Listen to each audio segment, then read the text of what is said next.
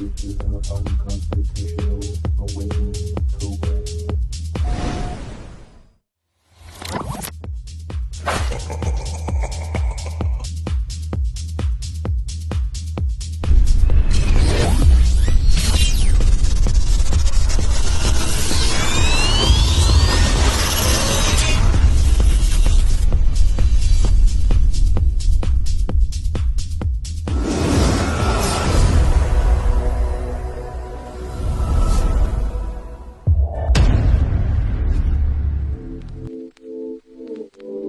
Liftoff will start in T-minus 10 seconds.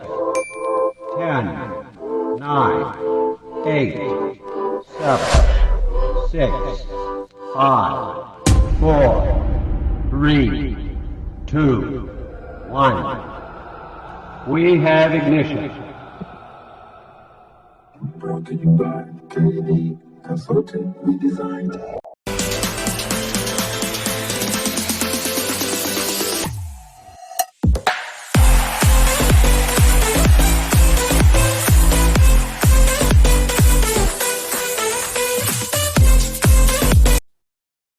Ahoy there, mateys. It's time to set sail on another episode of Unconstitutional Awakening, the podcast. You guys, it's finally here. We're in the 100th episode, believe it or not. Like this is, as I've self-titled it, this is the fantabulous Freedom Pirate Shiptacular. We I'm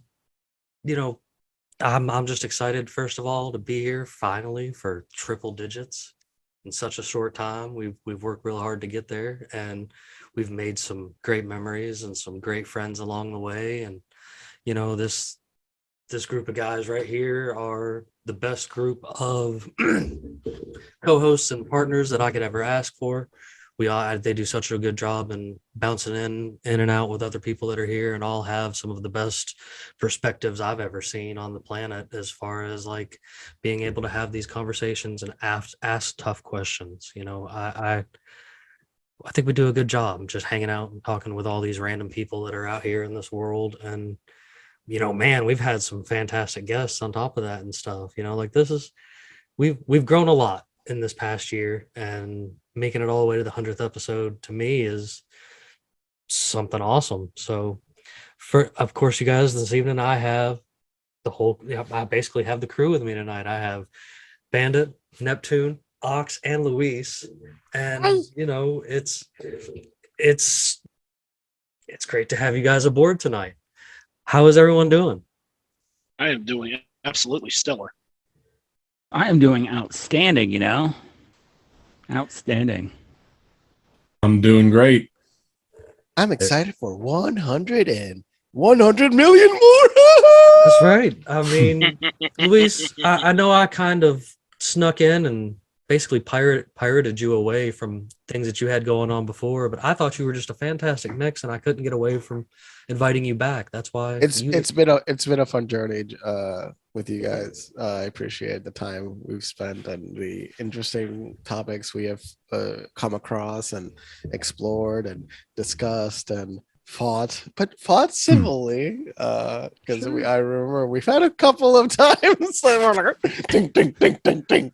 There's 5 different personalities going on here, and I think the synchronicity of all of that, though, I think that we work well together, and consider it a privilege to be able. Well, it's good because we have 5 opposing personalities here. We're in 5 corners of the United States. We're like work in sync, but yet at the same time we have opposing viewpoints sometimes about absolutely everything we talk about. This show goes in so many different. This show goes in so many different directions on so many different topics, never focusing on a narrow train of thought. I agree with that 100%. And I think that regardless of our strong personalities and sometimes our differences, we still find a way to come together over the things that really matter. I think we all believe in the same principles at the end of the day. It's about the friends you made along the way. Yeah. Been a little bit since I've heard that, man. well, and also life, liberty, and the pursuit of happiness. That's where that's all we can ever hope for, you know? That's where The we pursuit also- of happiness. I'm like, really? They wrote that there, the pursuit of happiness? But we're not getting that anymore. That part of the deal has been broken. Well, you're going to get taxed too hard to pursue it. And if you end up pursuing it, there's only, you got to file the paperwork. Okay. Yeah. They're not just going to let you just pursue it. Paperwork? Yeah. Did you file your happiness paperwork? Your happiness. And it'll take 6 to 8 months to mail you back your incomplete registration for your happiness pursuit license. Did you take your happy pills today? Yeah, Did you right. take your happy pills? Oh, it's ridiculous. A lot of the hoops you have to jump through, you know, like in take regular your drugs. everyday life. I just have like I try to slide under the radar with as much things as plausible. Like there's some things you just can't get away with, I guess, without literally having issues on the side of the road. But you know, there's still ways to be as agorist as possible if you can just think outside the box. Like, I don't know, there's ways to think outside the box. There's ways to get the things you're doing accomplished. And you know, at the end of the day though, like this in general, this in itself has been quite the adventure. You know, I was inspired because I kept being invited to the Red Pill project over there with Josh and Vince, and I was having a blast being their little co-host, their little extra guy. Like, you know, the video thing, Luis, actually all started on TikTok because I was on a device ban from Facebook. And instead of being a faceless person behind a meme page, I decided to come out of the shadows and be like, hello, I'm some random fucking weirdo, but do you want to learn something cool? No, I want to say this is you before the podcast and the TikToks and everything. This was you before. You didn't build this personality. No. That was you already. Yeah. This was me. You know what I'm saying? Like the person you'd get in conversation and stuff was the thing you got that kind of evolved into a visual aspect. I guess it was me moving forward with technology and time. You know what I'm saying? Like, you know, that things are going. That TikTok, it really is, much shit as people give it. TikTok is really an amazing thing. I have met other random people on TikTok. TikTok is weirdly amazing. It gives you it's well designed. I hate we Americans haven't built something decent enough. I think it's really funny that Zuckerberg gave you a ban, right, Jim? And he's giving me so and the reality the Chinese welcome you. The Chinese first of all, come child. Chinese Big Brother welcomes you with open arms. But the reality is, right, you've got a large following on TikTok. And so in a way, Zuckerberg is alienating and creating for himself many formidable opponents. He doesn't realize that. Well, the thing is, Zuckerberg is running the company into the ground for 100 different things. Yeah. They lost $13 billion in revenue just recently. And it's because they built their model around this idea of data extraction. So because they built their model on a data extraction system, they actually shot themselves in the foot the moment Apple did something that Apple could have done at any fucking moment, which was, you know what? We're going to make it so the users can tell you to go fuck yourself. And when they did that, your model of extracting data at all cost failed. Ironically, Oracle is better at them than at this. Oracle makes more money per user than it's just like the way they're doing it is different. But evidently Oracle has more data on more people than even Facebook does. Nice. The funny thing is when Facebook goes belly up, which man will undoubtedly. Some people are joking that that's technically not going to happen only because of the sheer size of the company. But they might change to something else. It could, yes. What is potentially happening, because this is the thing. We were comparing it to the .com era. Yeah. The reality is they're just too fucking big. Like we're talking, they have hundreds of billions of dollars. You can't just magically make all of that money just poof out of existence, because there's a lot of infrastructure built into Facebook. So Facebook is built on their own infrastructure. Yeah, from the beginning they were smart. They weren't like Netflix, who now has to build their infrastructure after decades of not doing it. Yeah. They've got their own data centers, their own communities, their own building. They got everything. They have their own operating systems for their internal systems. Let me rephrase my statement and say Facebook as you know it will not be around for long. Will not be around for long. It'll transfer to something else. And what's going to be funny though, metaverse. Yeah, what's going to be funny though is so many people's social media validation that they need. Oh, it's going to go away. Their entire personality on MySpace is going to go away. And people are going to not know how to function without, like, I need so many clicks of happy on my Facebook pages. They are not going to know. Children actually have this issue. Children have this issue. I know grown adults who have this problem. So if I can address that too, just to put things in perspective from a standpoint of psychoanalytics. We're what, 8 years back now. I think 7-8 years since Snowden blew the whistle on the larger implications of the Patriot Act. Social media at that time, while Twitter, Facebook, whatever still existed, it seems that it has continued to grow and grow exponentially, despite the awareness that's come to it. So it has made people bolder, I think, and it has also completely, at this point, poisoned the minds of people to the point that you mentioned, especially on the front that I must have validation, right? I mean, like, you have people that live in a cult. We're not in the business of being on social media as a population to help other people. We are on there for our own self-interest. I don't give a fuck what you think of me. Yeah, and we exist outside of the social media realm. Yep. We do. We exist outside. We're real people. Social media has Reese was an amazing dude too. Yes.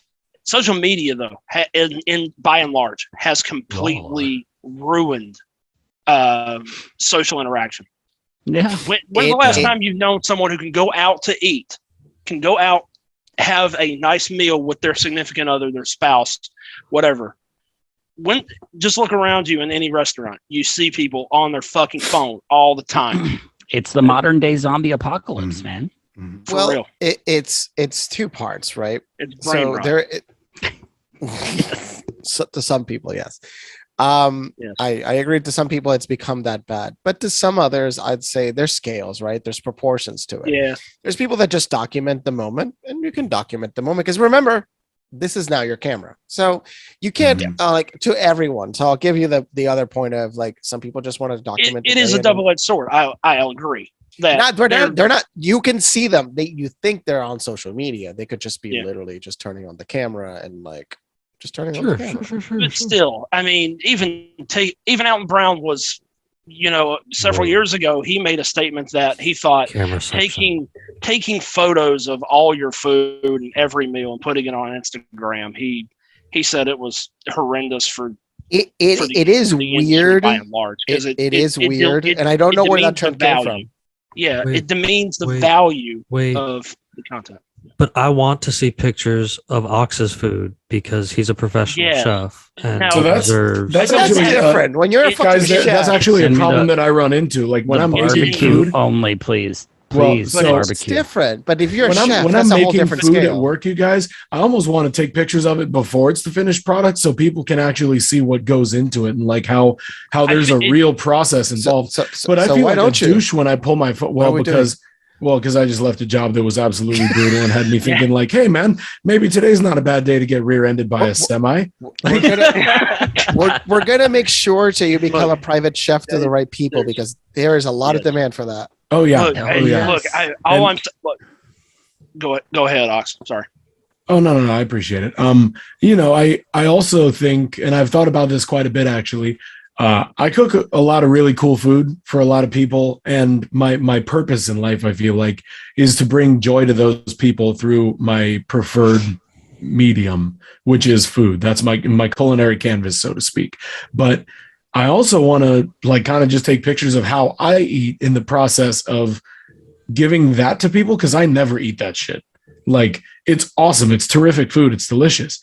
But that's for my customers. I can't afford to, you don't get high on your own supply kind of thing. So I'm the guy who's like, oh, thank God Jack in the Box is open at 2 a.m. when I'm driving by and like finally getting home off work and have to be at work at 7 the next day. Like, I'll have, Jack in the Box and order like 3 days worth of Jack in the Box, keep it in my fridge and microwave it later to eat later at night, hunched over a fucking trash can, just trying to like animalistically consume this sustenance before I fuck off to bed and have to do it all again the next day. It's like, you bring up a really good point though, man. No, and the thing is that goes straight across the board for everybody. Like all jobs.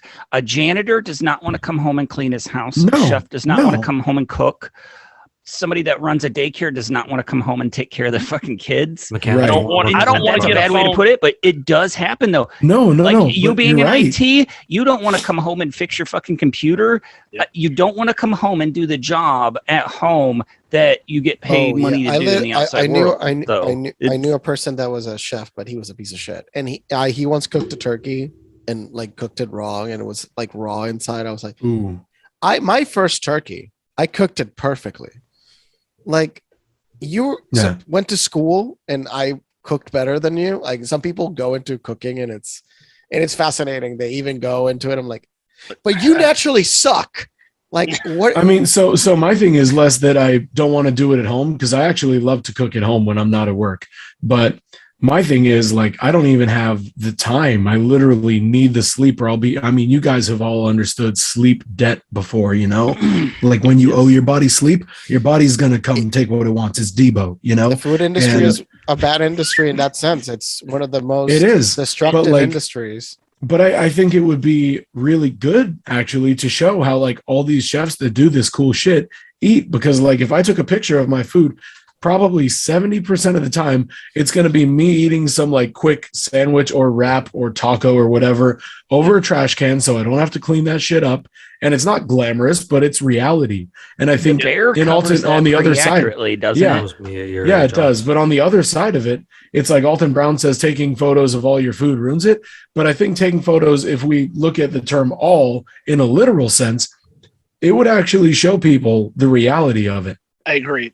So I just want to close the loop on this thought, because the point I'm really making here is that for all the good that can come of social media, it also brings out the absolute worst in people. Oh yeah. Mm-hmm. So for all the good and all the benefits of being able to connect with people through food, obviously through social media, connecting with friends, connecting with the people that you love, it's great. But at the same time, it can eat you alive and completely tear you apart. So that's my only real grievance with what I see as how we've completely went down the rabbit hole of social media into an age of validation that it ruins people.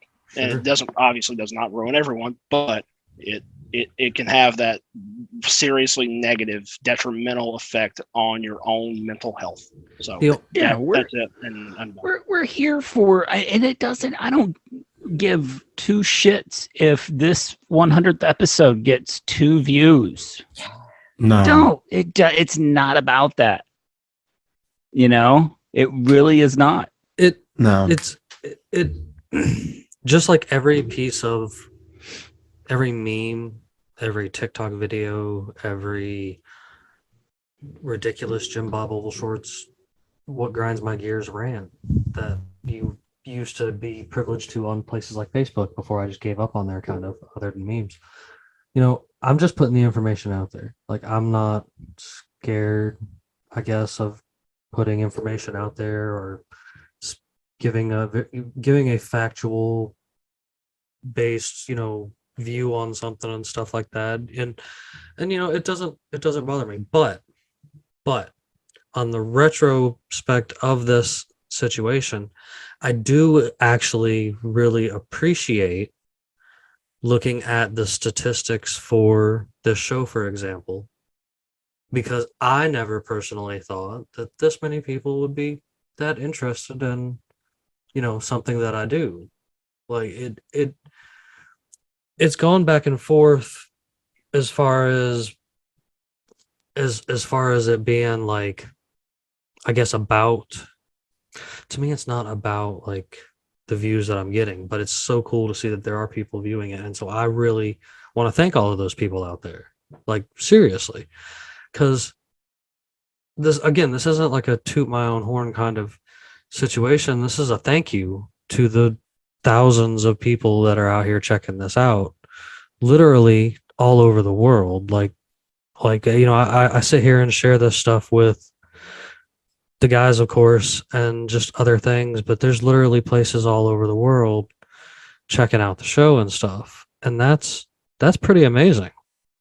I didn't think that would be something that would ever actually be a thing. And it's not just the audio downloads.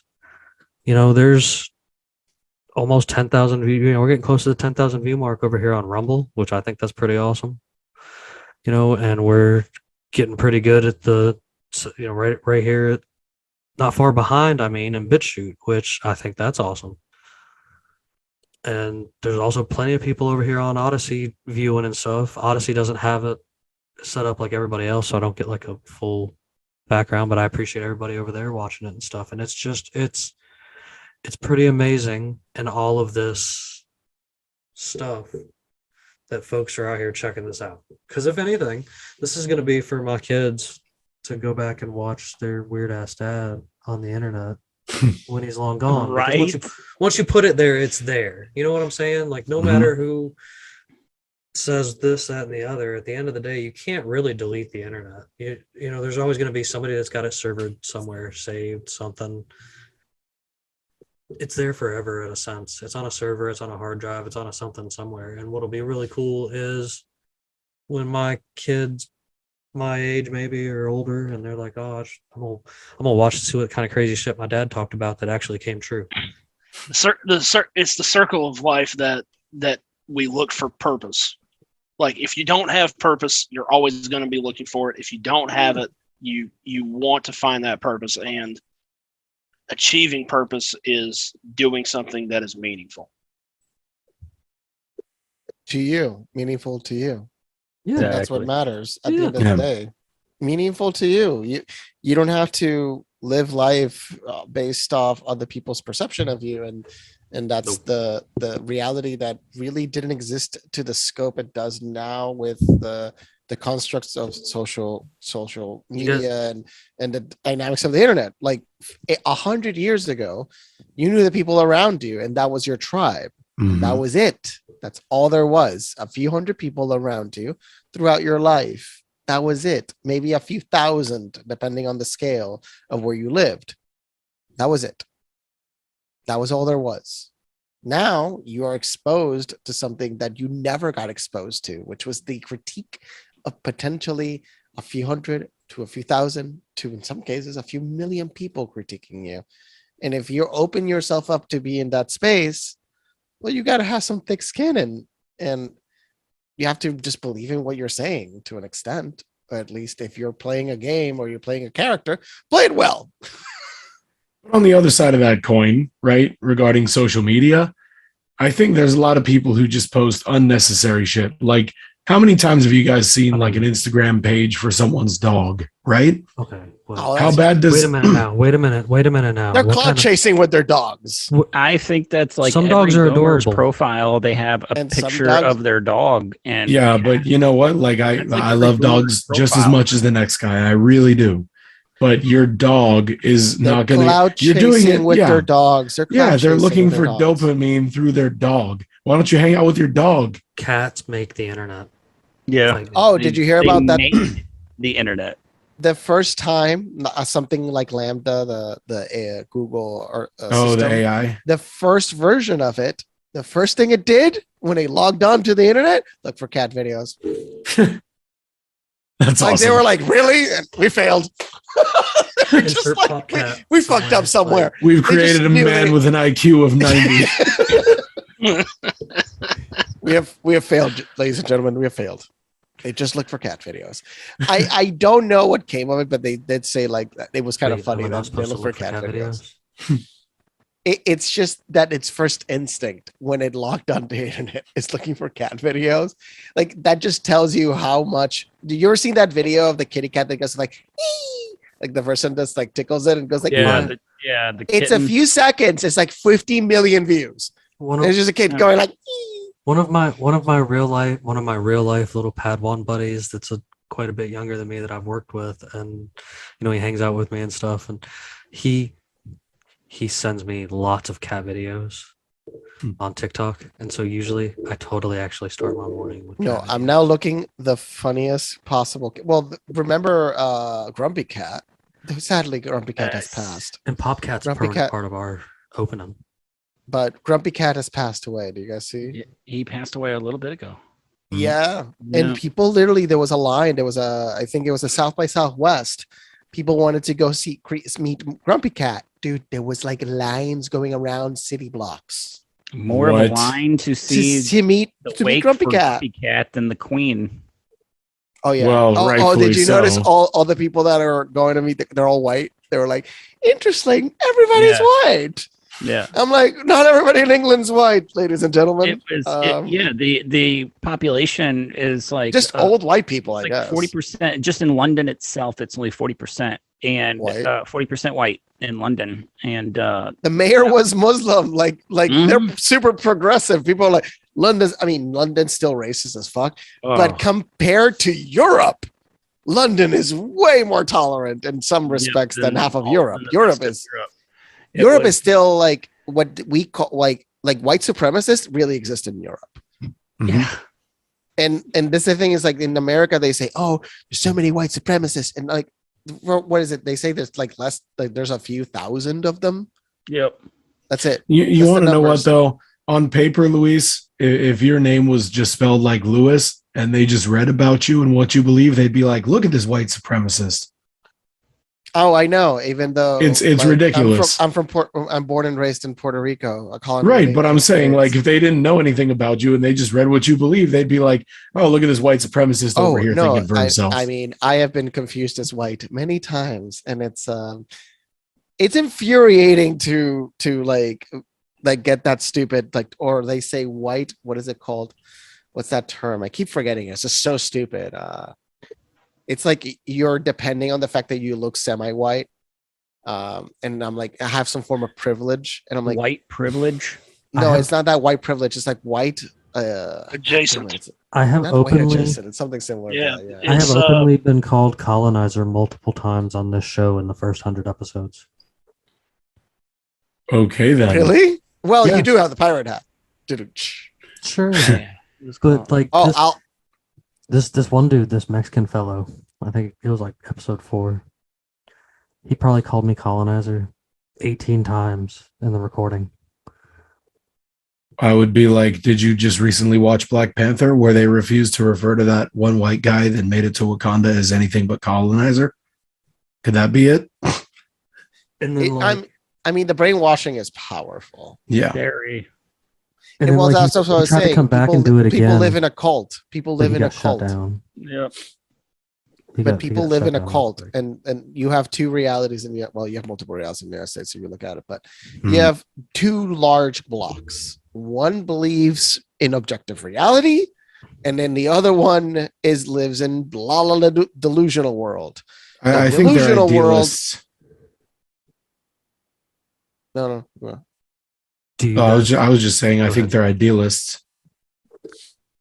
But we having a problem here? Is there something going on? No. Well, what's going on with the audio?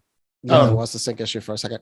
But you look at reality the way they look at it, then you would say that everybody's evil, nothing good is happening, and there is no future, and the world is going to end. That's the mentality that they have. Yuck. And it's disgusting. And I was watching, that's what I mentioned Dr. Drew before recording. He wasn't even mentioning, it's like, I don't believe in the Civil War. Yeah, we're going to have issues here and there, but this country's not going to fall into civil war. There's not that much divide when you actually go talk to people. No. We agree. They project the minority as the majority. Correct. They do, and that's what Twitter. That's why Twitter is being dismantled, because it's projecting a false reality. Yeah, can they do Reddit next? A few 100,000. No. We have to keep Reddit. No, you know why, right? Because the co-founder of Reddit married Serena Williams, so they're woke. So it's a few 100,000 at most. They're projecting these people as being the majority in the US. I would say of these extremists, there's a couple of million, but like low millions. Oh, he'll be right back. There's like low millions, so it'll exist. But always like, will. Like the Marxist. Look at the Marxist, like as critical race theory. Yeah, neo-Marxism. Like it's taking over people's minds, and you mean the Frankists? I mean, the Frankists are instrumental, likely, into the construction of these new narratives. Careful, dude. They're watching you. Yes, they are. We've been being tuned in by Frankfurt. Well, may they fund my work as I build new tools to help the communities in the world connect in new ways. And they'll make some money out of it. Everybody wins. Everybody wins. That's the thing. Everybody could win. But we don't choose to take that option. Yeah. People are really bad at being cool to each other, man. That's all it is. At the end of the day, people just suck at being cool. And even though we've definitely had some varying opinions throughout the past, like in and out of the show, I think we've done a really good, hanging in there. Bandit, do you remember we had this guy with this guy that wrote Alien books, man, and I appreciate the guy coming on and joining us for the show. I was on that one too. I remember what you're talking about. Not Bart Siebel. Can I say Sabrel.com? Oh, Sabrel.com. Yeah, not him. He was too. Don't get me wrong. He wasn't as bad, but he was interesting. So we had. You're talking about another guy. I need to send me that episode. It was before you were around, man, and we had this episode. I want to see that. This guy talked. This guy talked for 2 hours and 45 minutes without letting anybody else speak in. Yeah, is this the guy that would hold up his books constantly and be like, "This book"? Is it the old white guy? The exoteric dude, was it? It not my buddy, man. That was a good guy. I know who you're talking about. I'll thumb back through it because don't get me wrong, we've enjoyed all of our guests and stuff like that. We've had some interesting people refuse to let you talk, and they would talk over you constantly. We've had a couple of those. Oh, and I remember one of them being a statist. Wait, we've had a lot of people that like the state.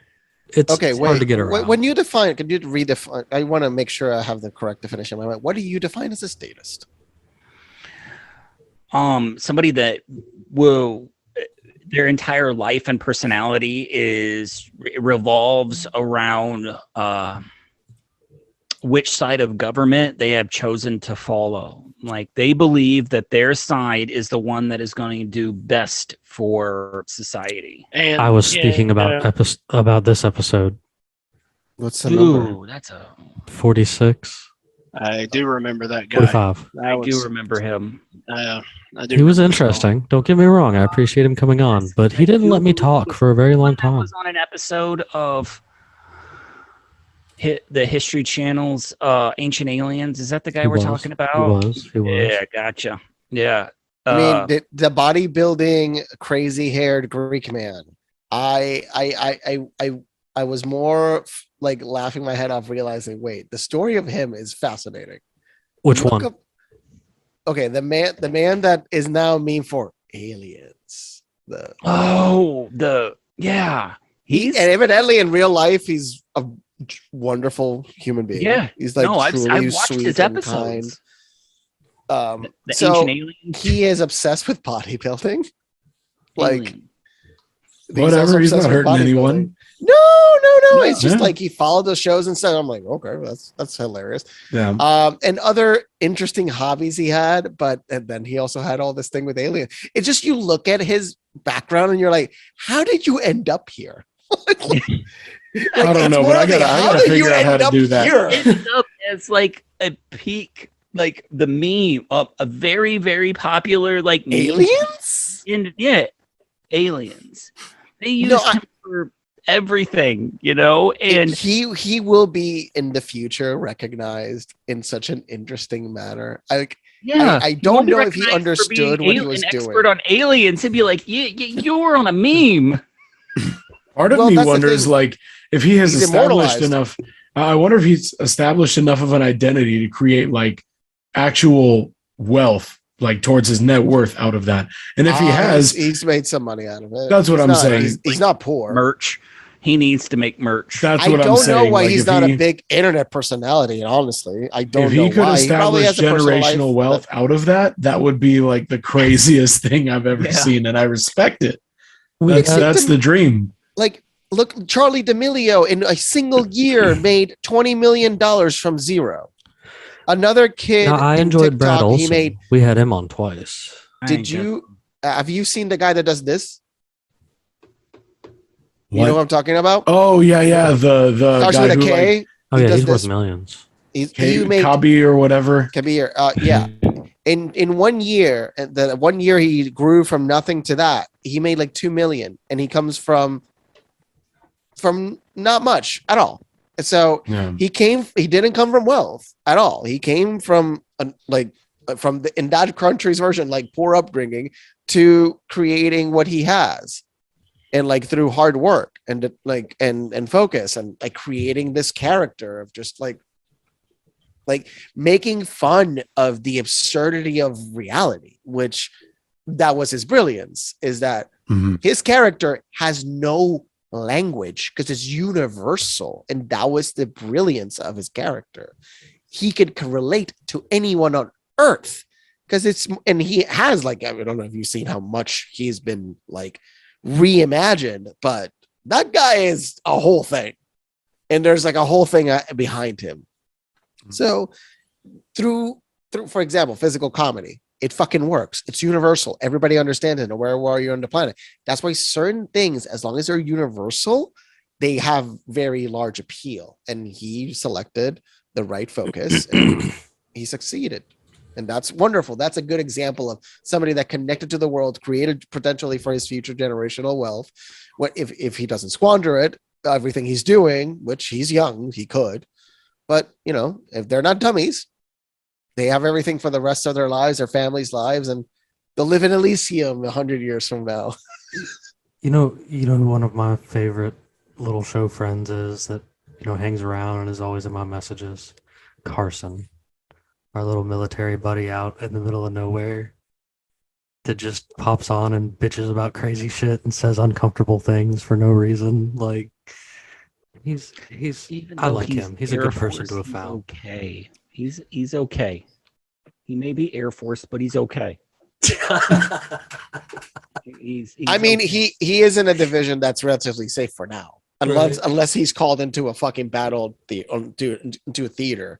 He's going to be safe, but he's called into a theater. Holy fuck. That's a whole different can of worms. Well, I don't think that they're actually going to have piloted aircraft in this coming conflict if there is a theater. Whatever the case may be. Did you not see the recent video? What is it? Kim.com put it on Twitter. Those are very English speaking Ukrainians. They have American accents. They're very English speaking, but there is a shitload of mercenary work in Ukraine right now. That's what I'm saying. Like we are there. Like, how do you think they're winning? It is. They're actually winning. I thought you were referring to China. I'm going to put I'm going to state a very uncomfortable fact here and say that if you know anything about Russian war history, I would be very careful if I was the Ukrainian military right now, if all of a sudden you witness what would be like a modern day, like the retreat on a full scale. I'm not thinking that is a full scale retreat. The rumors were some sectors are actually quitting, like they were surrendering. In some sectors. That was yesterday. I can't believe one single word coming out of the Ukrainian side of that. I can't believe any which side. Is valid. I mean, the fog of war is real. And collapse of an entire front and something like that I'm gonna say in the next couple of months that is going to be a trap that was laid to draw in a majority of the Ukrainian forces into something that is going to turn absolutely nasty, because of the craziness, the crazy talk coming out of like the Russian side of like melting concrete, turning people into dust and stuff like that. You need to be very wary of NBC.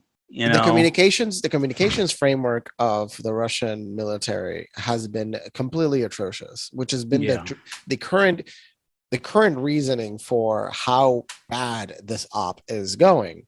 There was an interesting, I just learned about this leaked document from the Rand Corporation. They believe it's potentially fake and potentially created by a separate state actor, but it's interesting and evidently a very well done fake of a Rand Corporation document in German from Germany that stated that a portion of this is like a designed to destroy the German economy.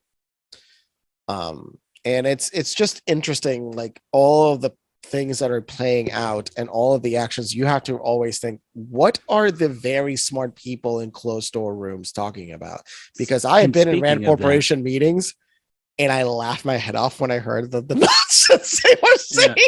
Because I was there and it was Harvard the German University. Government. Yeah. Did you not hear them talking about like you're going to remember where you were on September 24th? What? Yeah. I did bring that up the other night. Luis? You need to look up that video right now. It's the German chancellor or one of the portion of the German government mentioning that something is coming that is going to be so horrible worldwide that you are going to remember where you were at on September 24th. I brought it up actually on yesterday's episode. Do you guys know about the random number the number machines? How they all changed their align and they started to align or like had a fluctuation on September 11th. So remember, it's like random numbers don't exist, right? Yeah. Random numbers don't exist. So this is something people might not realize is random numbers don't exist. Like the lottery is not randomized. There's an actual equation to it. That's why some people have figured out the equation. Yes.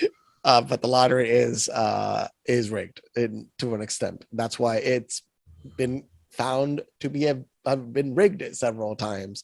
But there's like an equation of probabilities to it. It's similar to roulette. If you ever heard of 21, the movie? Well, there's a version of that from Spain with roulette, and they mess with they got caught in the sense that they were just banned from all the casinos because they figured out how to play roulette. They cloned the tables. So what they did is like they found the tables, they got close enough to them, they cloned them, made a copy in their house, and then figured out the math and then applied the math to the tables that were there present.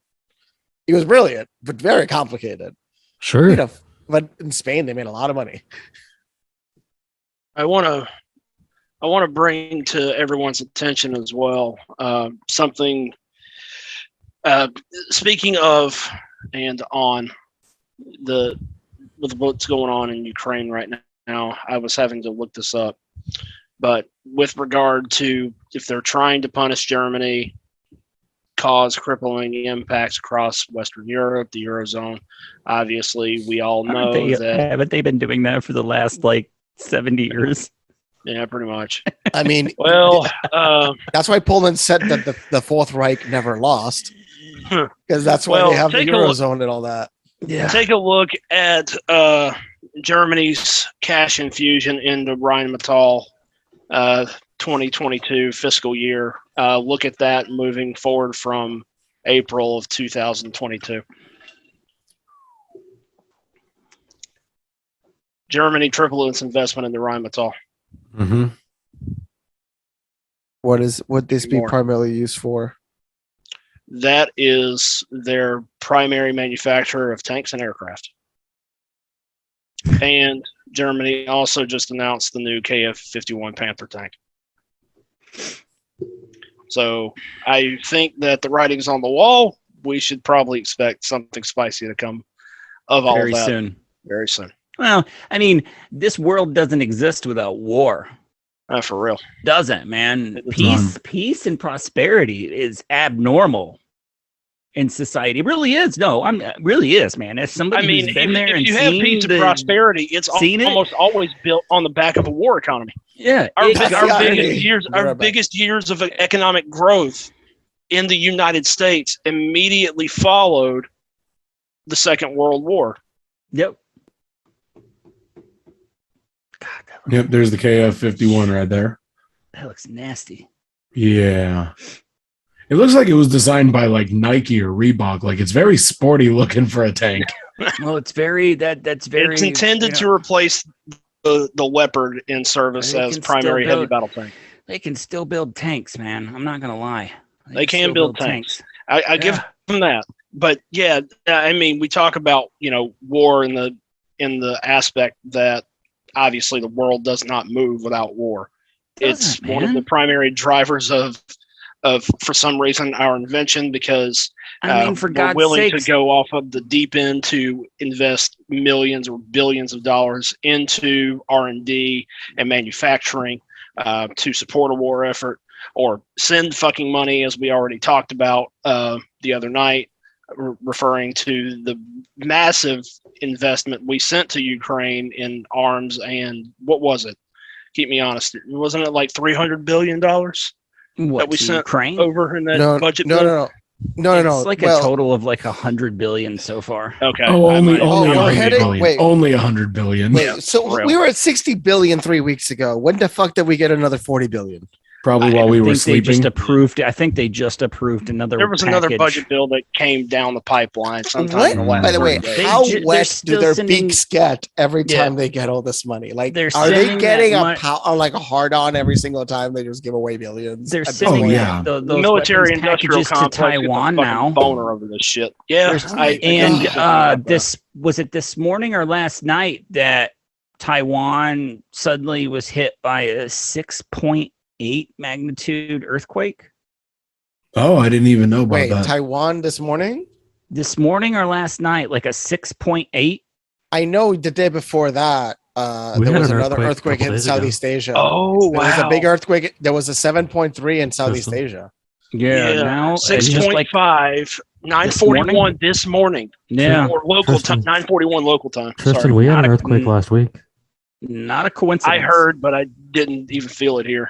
I mean, so interesting about earthquakes. I come from a place where it was a miracle we didn't get as much strong earthquakes. So Puerto Rico is by the Puerto Rico Trench, by the Puerto Rico Plate, like the Caribbean Plate. We're like a corner of the Caribbean Plate.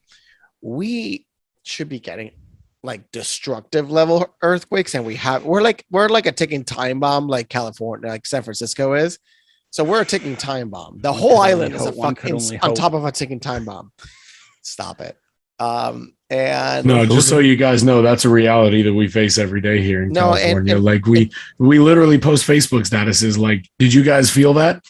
Yeah, I want to see 2012 levels. That the infrastructure in San Francisco is not built for the earthquake because they haven't modernized anything, and that's like literally shooting themselves in the foot because the population has not grown since the 1960s. But when I mention all this is we have to all get ready for big earthquakes. We all have to get ready for shifts. No Especially matter if the magnetic poles are shifting toward Siberia. Could be the primary reason. Okay, this is the weirdest thing about it all. Even if humans were not present, like no humans on Earth, like life without people, like the TV show, by the way, a great show. Everybody should watch. Life Without People on History Channel. Super great show to everybody should watch. Even if all humans disappeared from the face of the Earth and we were never present, potentially this pole shift, all these natural disasters, all of them would still be happening. Yes, but there's a high possibility all of them would still be happening. Yeah. Maybe not exactly at the same time, but potentially yes at the same time. We don't know. We don't know shit about. We understand some things about our geology, our planet, and the weather. We cannot predict the fucking weather 48 hours in advance with accuracy. How the fuck do you think those models are accurate to years and decades? Like I said, we're bad at it. Luis, there's a portion of the population that build their lives around the government, which side, and they want to latch on to a hero that is going to save them from this doom that is encroaching. I Yeah. have a solution for that. Man, Nuclear power, hair. geothermal power. That's the solution. You know, it goes even further than the two parties, though, Bandit. I mean, let's think about it for a minute. Like, I mean, I'm not gonna shit directly on Spike himself, but He goes three parties. Let's go three parties. We can say three parties. I mean, you could go three party. You could go across the entire political spectrum. If someone finds someone in a political establishment, be it that they're beholden to someone or not, people try to latch on to that as a folk hero of some sort. Because they're completely incapable of running their own lives. They're completely incapable of self-governance, and they will feed on everything that the talking box tells them from their favorite mainstream media source. Even internet media source. Even internet source. This goes every media source. That's why they're called talking heads. Yeah. Yeah, like we are. We're like, look. They want to latch on to this. They want a savior because they can't, or most of the time, refuse to see things for what they really are. I sometimes have had the experience of people talking to them. They just don't want to hear it. They're like, no, let's talk about something positive. Something I've said in the past, and I didn't do the podcast with Jimmy and all of you guys at that time, but something I wrote in one of my really long write-up pieces several years ago. I used the phrase, ignorance grows in an echo chamber. People feel like they need that validation, especially when they latch on to those people. Sorry, guys. I just didn't mean to interject. No, that's true. No, that is true to a high degree. Well, and I think a lot of what makes statists the way they are is feeling like they've got a leg to stand on because the federal government tells you things are this way, and they go, well, it can't be different because it's been decreed. Yes. And it's asinine because people form their morals based on what the federal government or local government or whatever deem to be legal or illegal. And it's like, come on. It's what Jacinda Williams or whatever, the Prime Minister of New Zealand. New Zealand? Oh, they're stated. You know what it is? Probably she straight up said, they need tourism. Nothing you hear from anybody else is the truth. You are only going to hear the truth from your government. Oh, well, that's weird because, hey, Jimmy, can you pull up that meme again real quick? She straight up just said what this one. There it is. The quiet part out loud, man. Yeah. It's and it's gas powered, so look out. It's unbelievable, man. It's portable. Yes. Liberty comes on two wheels, you guys. I'm not wasting gas. I think that he's Ford, bro. That's a big boy. Well, you can tell. I'm not wasting gas on. I'm not wasting gas. You're not wasting gas, so you're going. There are more green. There are more green energy ways of accomplishing said task. Hell, the French did it with a 70-pound blade. It had a bit of a problem that day. No, that was probably just it was painted red, and then they painted it white. So it's just, but no, it looks worse than I think it really is. It's there are still very green ways. But see, taking care of business. Like you were saying a few minutes ago. Once people have low amount of food, is when people are going to start to pay attention, and that's already on its way. I think the majority of revolutions have been centered around the lack of food. Can I play this? This is connected to everything we're saying. If you don't believe in conspiracy, if you don't believe in conspiracy theories, I'm saying not all of them, not most of them, but you don't believe in any conspiracy theories? You just think the government's just batting 1,000 and telling us the whole truth? That's a strong stance to take. The government's placed in charge of all of its people. I'm a father who's been placed in charge of just one son. And I lie to that nigga all the time. on supporting of that statement that, like, believing blindly is extremely dangerous. It's hazardous to your health, man. So much. Like you can't. What do we call? I guess here. I don't know. Making a hero. I got this book recently about that. The people this is from Peter McCullough. Remember that guy? Yeah. I'm just talking about all this. This is going to cease to exist. This is like the records of like everything proving that the government was just lying to you. They've always. Well, now the CDC just bald-faced says, "Oh yeah, by the way, it's just recorded." Yeah. A copy for when the internet says, "No, there's no proof that the government lied to you." Y'all familiar with that list of books that it was a rumor for a long time, but I think it was actually proven to be real. There is a list of books that will get you on a list if you check. So the Anarchist Cookbook was the biggest one, which is understandable. I have the list shows you how to make bombs. I have the list of the manuals that actually make up the OG copy. I heard that the Jolly Roger had also made that list, but then there's also general. It's another version of the Anarchist Cookbook. I've got there's about a dozen field manuals, field manuals and technical manuals that are military technical manuals and field manuals. Isn't it fascinating that for some reason any establishment desires to censor any information in itself is that can be used to damning effect. The only thing I will accept to be censored and deleted is exploitation. Mm-hmm. That's simple. But even then, I think the exploitation should be documented that it did take place. Well, that's the problem. It was documented. They're censoring the document. They exploit the exploitation. Yes. Like, for example, child that's pornography. What I mean. That's what I mean. This is where I'm getting referring. Yes. We do not prosecute child pornography then in this country or this planet. But we do prosecute people that said mean things on the internet. We prosecute people that have an empty sign out in a protest. An empty sign out in a I mean, I don't think he was arrested, but the fact that they did anything he would be to arrested if he wrote anything on that sign. Yeah, the police. Fact that that threat even existed means that, England, there's a video. You should fight for your rights and kick out the monarchy. It's time. There is a video floating around of this guy that was arrested in the UK.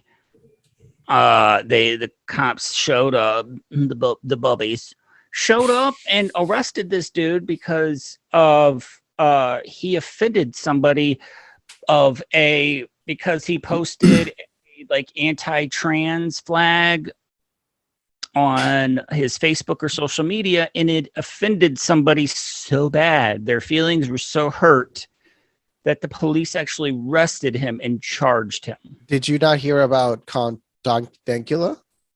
Count Dankula is like the test case of what happened in England going wrong. They prosecuted him for training his dog supposedly to raise the paw when Hitler was on screen. And it was like, if you see, I saw the video, the original video. It's fucking funny. It's just like, I made my girlfriend's paw a Nazi. And that's like every time Hitler shows up, the dog raised the paw. Supposedly, he's aiming a camera at it. It doesn't mean it's actually doing anything. The point is, it was a joke. But I think we get back to that social media issue. No. I had a friend. Who trained his dog to bark at the door whenever he screamed, "Go get him! The Nazis are here!" He would run and bark at the door every time you said that. Just that. I thought that was funny. It wasn't offensive. It was funny. Count Dankula. That's his name, Marcus McCann. He's on Twitter. Oh no, he's funny. He's everywhere. All right, I haven't seen this. He's actually exploded. Yeah, Oh, that's a video. We can play the video, but play. Let's see if it's grossly offensive. Let's watch it. How grossly offensive it is. I'm scared, guys. My sensibilities. Hey, Bandit Ox, can you guys check the group chat when you have a moment, by the way? Yeah, I'm away from my phone, but I'm going to tell you what to think about it, but just have a minute's kind of discussion of whether it's funny. It's funny, yeah. Whether it's funny, whether we should do anything to protect this guy's right of free speech. We can't. I'm not going to tell you what to think, but I think we should. Okay. I mean, just because it's not funny doesn't mean it should be prevented. Otherwise, I'm fucked. So it's a bit self-serving on my part. My girlfriend is always ranting and raving about how cute and adorable her wee dog is. And so I thought I would turn them into the least cute thing that I could think of, which is a Nazi. Who's that? Do you want to pass the juice? Do you want to pass the juice? No, I won't pass the juice, sir. Do you want to pass the juice? Do you want to pass the juice? No, pass the juice. No, pass the juice, sir. No. Do you want to pass the juice? Do you want to pass the juice? Do you want to pass the juice? Pass the juice? Juice.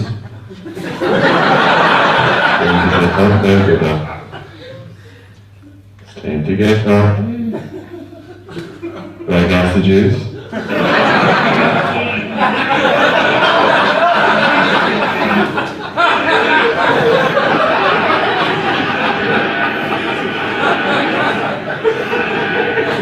Smile. Smile. Smile. Smile. That's the juice. Bro. And the thing is, he made a very, very important point in that the speech that is you find offensive, hate speech. It's the one you need to protect the most. No, that is free speech too. Yeah. I mean, it's not just the good words. Free speech is the ones you disagree with too. Yeah. It's the hate speech. It's the speech that is difficult to talk about. It is the awful words, the hurtful words. That is also included in free speech. You can't say free speech if you don't acknowledge that side. Look, we can agree that egregious speech, people just can filter it out. Yeah, you don't have to listen. It's the 21st century. Yeah. You can turn it off. You can scroll past it. You can block those people on social media. You know. Oh yeah. So I think them saying that it was grossly offensive. First of all, I'm Jewish, right? I was not offended in any way by that video. I thought it was a guy teaching his dog tricks, and like the dog clearly was conditioned to do these tricks or respond to these phrases. At least anytime he heard Jew. So yeah. And it's like, look, law enforcement can train that's dogs. funny because you trained your dog. He can train his dog to Zeke Heil to Hitler. You know, whatever you want to do, it's your dog, and ultimately it's a pug. Like it's not going to hurt anyone. But I think them saying it was grossly offensive. It's like, dude, you have this X in the top of your screen. You can just click that and then not look at it anymore. What is so grossly offensive that you have to participate in consuming what this guy has posted? We're practicing free speech right now. You can scroll right past this episode. If you're listening and something is offensive in this episode, you can stop it while you're listening to it and just go on about your day. Yeah. You know? But it's again, we've discussed previously on some episodes, this is nothing but a tool that they will use as division of the masses. You know? It is simply a tool. It really is. I mean, that's why you gotta choose things. You know, like I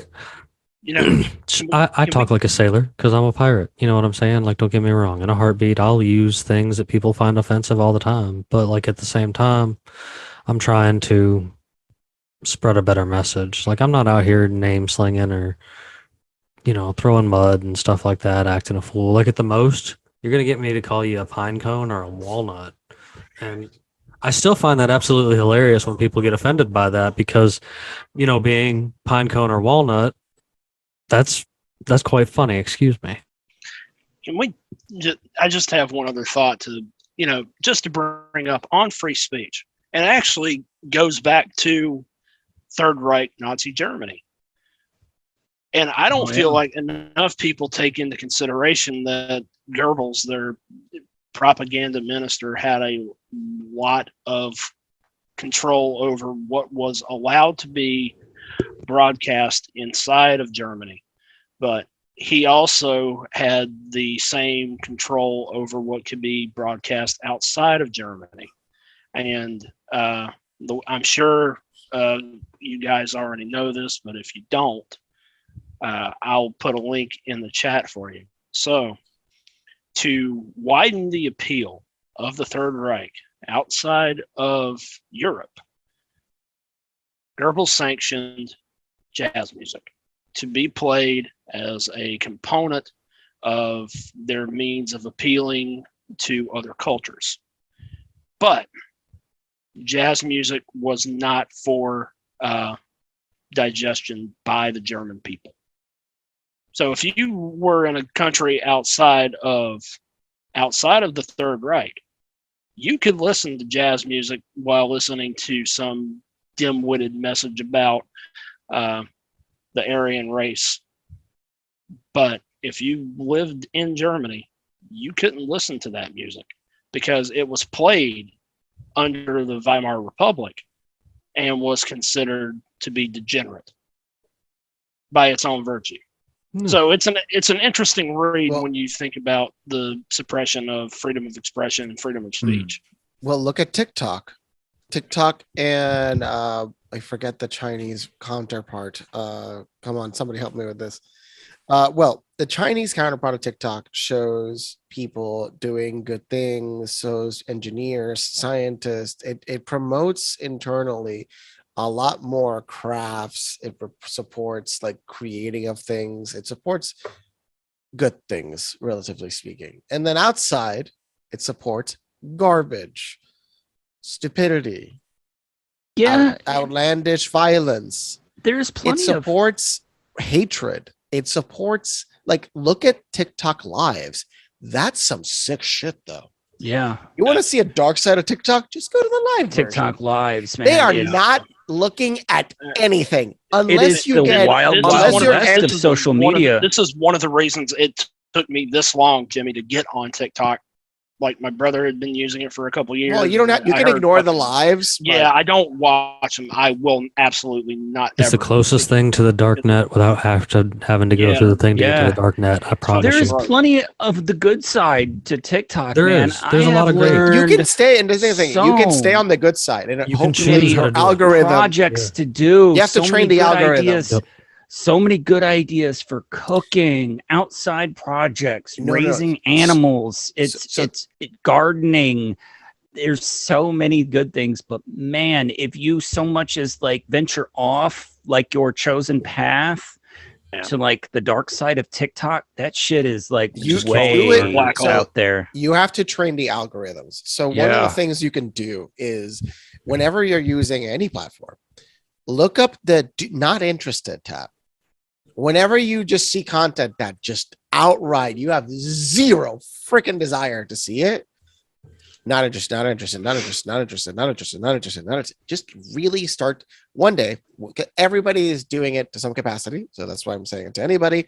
Just like when you go through the feed, really intentionally delete, mark ads that you don't like, mark everything you really, really don't want to see in your feed, and slowly the feed's going to look exactly like you wanted it to, and bringing more positive things to you and bringing the things that you really want in your life. And the thing is, you can train the algorithms to serve you in a good way. Yeah, there is a dangerous thing, but you can reform the algorithm. It works on Facebook too, but you have to be even more diligent. No. I have said not interested so many times. I've done that a lot here in the last 72 hours. As a matter of fact, just scrolling my feed, I see a bunch of brainless, idiotic shit that I'm not interested in seeing. So I just went to the trouble of hitting those three dots and say I want to see less of stuff like this and all that good stuff. So because that'll help you then see that there's a whole side of the internet, like Jim Bob's side, where Jim Bob lives, That's a good side of the internet. And that's, I think, to the point we were talking about social media earlier. I think that ultimately it would be an objectively good thing if. Well, the thing is, I think social media is the foundation of how actually we escape the tyranny. Yeah. It's because, yes, the revolution will be televised. It'll be streamed. That's right. Look, that goes back to what I say constantly about social media. I mean, there is a dark side to it, but at the same time, it is. Dude, I've seen some people when they do lives, 50,000, 70,000, 80,000. You have 80,000 humans staring at you. Yeah. Yeah. But you take the time to not explain to them how they can enrich their lives. Yeah. I'm like, these assholes. Some of them like, really, you have the tools right there. You could help maybe 10 million people if you fucking say the right things. Hearts and minds, man. Social media. I mean, just look at an example. Justin Bieber. That guy literally was breaking Instagram whenever he made a post. Like, legitimately, their system had a problem. Anytime he posted, they got like, I don't know if you've ever seen a video of a phone getting notifications nonstop. Maybe when Jim Bob, when you first post, like at what time sometimes you see your phone, if you ever turn it on, like just go. Oh yeah. It'll turn off notifications. It'll vary. Yeah, I've had times where I've had to turn notifications off because I'll share. Anytime my significant other is at home and away from work, her phone does that from her employees. It blows up. Oh, she runs her business. Yeah. I mean, this is the thing. When you run a business, that's your business. But constantly, social media, it goes as a whole. I'm not singling anything out, any platform whatsoever out. Social media as a whole is hands down. You cut out on the face of the earth. It is the most powerful. You cut out. Repeat that. Repeat that, Bandit. Repeat that. You say it said blank of the face of the earth. Okay, on the face of the earth, the social media as a whole is the sharpest double-edged sword. The government can use it against us to brainwash us, get us to follow them. Look at Myanmar. 50,000 people died because Facebook was weaponized. Yep. And then we can also turn it against them and use it against them. You know, it's the sharpest double-edged tool. Well, Trump did it. Trump did it. Yo, with effectiveness.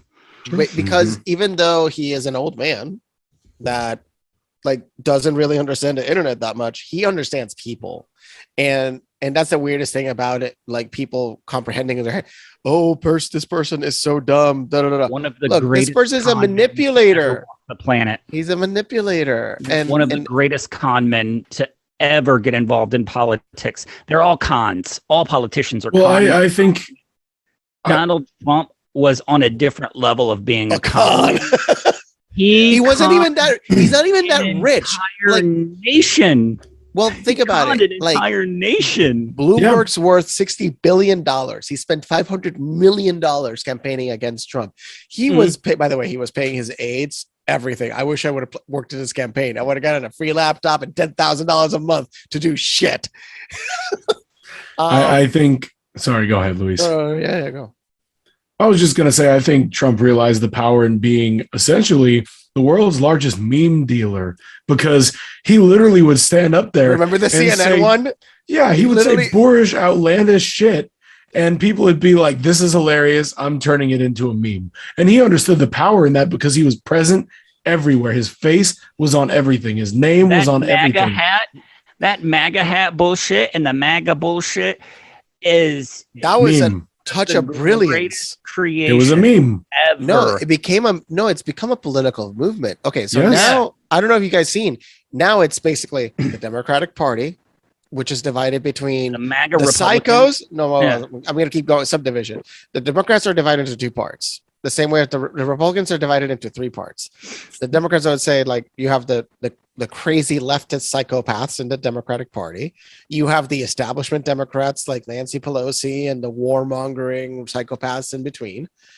And then you have the Republicans, the old school garbage heap of nothing that don't do anything but crap. They don't do anything. Or And then you have the new Republicans that are trying to do something, which are relatively the positive kind. And then there's the MAGA Republicans, they make America great Republicans. So there's a whole different scale. So there's 3 types of Republicans alone. And I would say that's where a lot of the undecided voters are going towards those 2 new parties. Because you have 100 million people that didn't vote. So that candidate, no vote would have won the election. No vote could have won the election. No, because no vote. Because there, no vote would have won. I brought this up. I've brought this up a million times that there were more no votes across the entire country, total, than there were actually voting. Like less than 20% of the population. Do you remember These Nuts when These Nuts was running in Chicago? What city was it? That's 2016. What was that? Who was nobody? Nobody ran. Oh yeah, nobody. There was These Nuts got a lot of votes. Y'all remember Joe Exotic ran in 2016? Oh yeah, I do remember that. I have a Joe Exotic for president bumper sticker. Really? Oh my god, that is priceless. But that look, you want to look. So you want to talk original? About, yeah, you want to talk about power too, and talk about money because you talking about Joe Exotic is an example of what happens when you take too much math. Yeah, for real. Yes. You want to talk about money though, and talk about money and power, and comparing to Donald Trump, especially with the amount of control that we allow the government to have. I don't think we take enough stock in the fact that government is in the business of doing business with big industry. And you brought up Oracle earlier. Larry, he was basically facilitating a deal for Oracle. Ellison is worth $100 billion today, right now. Nobody knows who that guy is. No one knows who he is unless you are familiar with the IT industry. Could you show his face? He's like the rich douchebag face. He literally I have a very, very dear friend who used to work for Larry Ellison. He's got the most punchable fucking face in the world. Trust and believe this. I heard, and the only thing no one knows who he is. He's $100 billion nobody, but he has more power to do business with the government than a lot of people, I think, are willing to give credit for. And I have a very dear friend who worked for Larry Ellison, and he's he does have a very punchable face. Yeah, he is evidently horrible. Wow. Just think about that. All right, sorry, Ox, go ahead. No, I was just gonna say I have a friend who worked for Larry Ellison, and he's like, you have no idea the kind of power and money this dude had. Nothing at all was an object. Wealthiest people in the entire fucking world right now. He's been that way for decades. He's been like that for decades. Yeah, he's been that rich for decades. Right. This is the thing. Right. The power. And it's not about the amount. That looks like an uncomfortable taking picture. It's not really the amount of money you have at this point. It's how long you've had it. Right. Yeah. Then that's true too. And it also depends on what industry old money. It turns into old money and while being alive. Old money. Old money. But it also comes into there's a factor in play for the industry you're in, and right now the technology sector is. He loves it. He loves real estate, so he has a fuck ton of real estate. He does a bunch of real estate. He's real estate and he's a technology powerhouse. So I don't think that. He's a power broker. I mean, if there's a definition of a power broker, that man is probably connected to the seediest, darkest corners of the freaking internet. Yeah. Well, the thing is, it's like that man is connected to the darkest corners of the internet for sure. I saw some videos where they were doing comparisons of like the power you get from 1 million to 100 million, from 100 million to 500 million. From 500 to 999 million dollars, and then when you cross that threshold to $1 billion, and then you're like 10, a king. You're like a king after you get to $1 billion. Once you get to like 50 and 100 billion, there is nothing that you can't do. There is nobody that you can build a space station in outer space. There's nobody that won't answer the phone for you. There's nobody that won't return your phone calls. There's nobody that you can't personally meet the same day you go and say, I want to see this person. They'll like, sure, come on in my office. There's nothing you can't acquire. And become Pirate Batman. It's one of those things. But this is the thing. Then you see a guy like Mark Zuckerberg, who was born in wealth. He went to a school that cost like around $50,000 a year. That was high school. What? And High then school? So no, he went to one of these rich kids' schools. Yeah, he went to a magnet school of some sort. Okay. Yeah, yes. He went to the super elite schools that are super expensive. So the point is, Harvard was cheaper than that school. The point is that kid already had this network, but look at the consistent and utter failure he is, and the only reason he exists it's because government subsidies. Was a tool. Exactly, he is a tool of the military industrial complex. Yeah, he is a total fucking tool. That's pretty cool. I ain't gonna lie. I mean, who's that? That's Pirate Batman. Pirate Batman. That's actually. How did we get cool. to Pirate Batman? That is a cool thing. You should put that into your AI generator. Do different elements of Batman. But we've talked about this before, though, right? Like, you don't get that wealthy without playing the game. Like, dude, you don't get that wealth with wealth to begin, man. On. Look at this. True. It's true. If you get there is no such thing, and I will take this to my fucking grave. There is no such thing as a self-made billionaire. No, for real. Like, come on. We've talked about this before, Luis. I'll die on this hill. There is a couple. Well, no. Okay. So what does self-made mean? Okay, let's define what is self-made. Let's define it. There's many definitions, but let's define it as let's go for starting with nothing there. And going to $50 to $60 billion, starting with nothing. Oh, nobody's hit the $50-60 billion mark, but billionaire, yes. Some have. Billionaire, we're talking, when you say billionaire, sure, yeah, you can get to $1 to $2 billion. I was going to say, how rich is Steve Harvey? No, Steve Harvey's we're talking the elite. Yeah, we're talking the elite of the billionaires. Like, yes, but at the same time, Steve Harvey is worth hundreds of millions of dollars, and he's, I believe, somebody asked recently about him. All right, so the one that comes to mind for me is, regardless of whatever success he had coming from nothing, which I don't bequeath anyone who makes a successful living for themselves, good on you. If you develop and promote wealth and provide a vehicle for other people to succeed, great.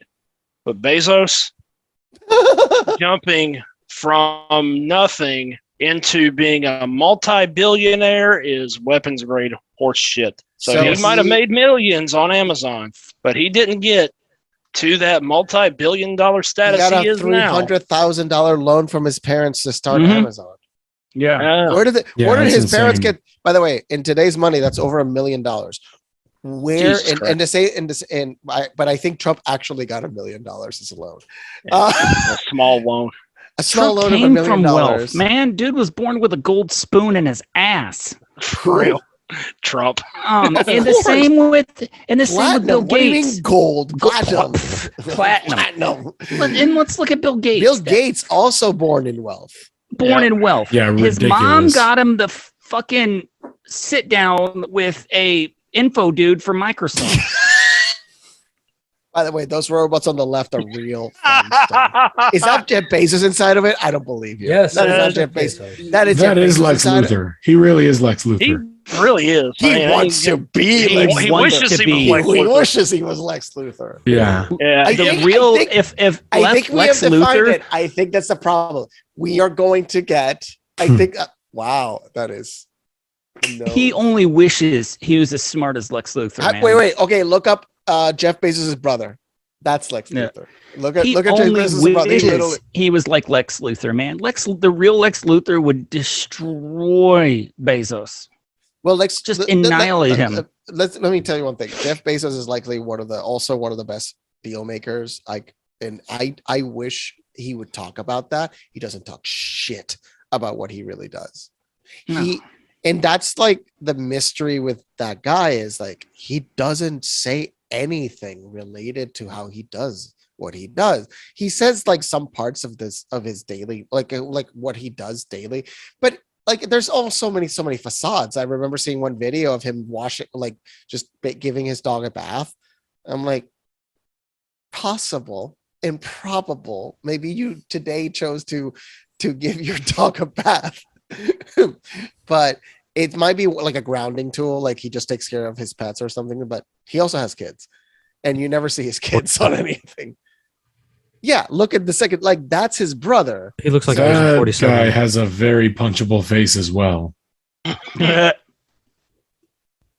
That guy looks like we're standing around at the water cooler and he's like, some weather we've been having, huh? Agent 47. Jeff Bezos' Oh, brother. God. That's Jeff Bezos' Hey, brother. guys, I hate to do this, but I got to go right now, you guys. I'm sorry. Well, I mean, it's understandable, but I think we're about to close this one out. It's run a little long, and I do appreciate you joining us. But that was the point of this, is just to get together and just talk about. We went from the guillotine to Lex Luthor and Pirate Batman, and social media in Myanmar.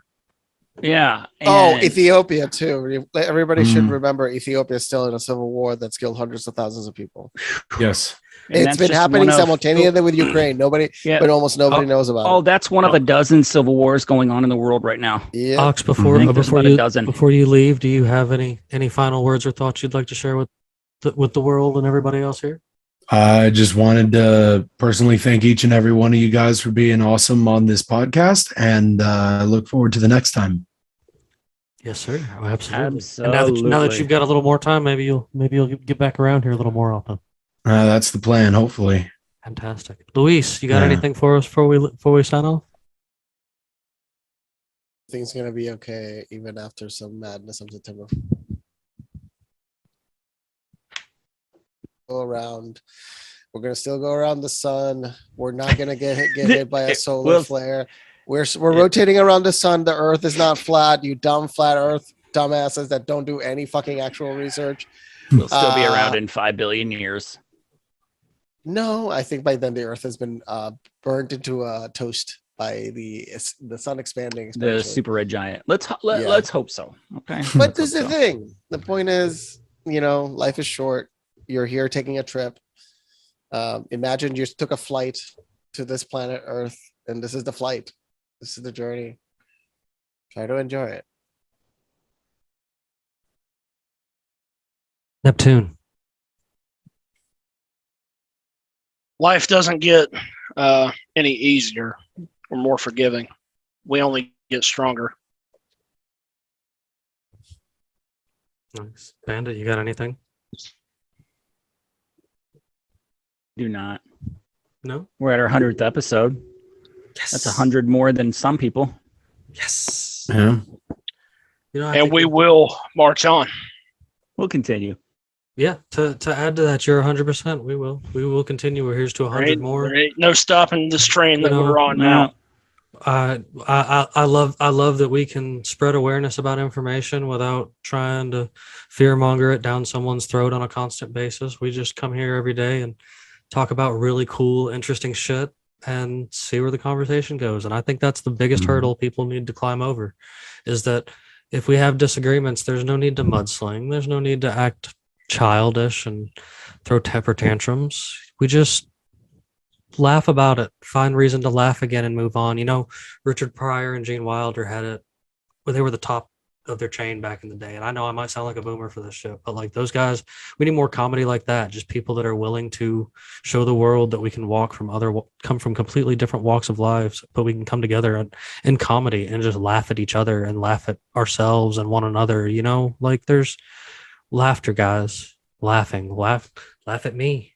I'm something to laugh at. I'm the first person that's going to laugh at me. Like I think it's freeing and releasing to be the first person to make fun of yourself. That's why it's hard to take me down. Like I'm going to be like, oh, we're picking on me. Cool. Did you make sure that you mentioned my height? Like that's where things go with that. But you're at almost 150,000 followers on TikTok, Jimmy? Man, we're doing great everywhere. And your vehicle and the success that has come, there will only be more. I mean, and again, to me, it's not about the followers, but I appreciate each and every one of them that do love me, like I do. They've made some awesome things possible, like this.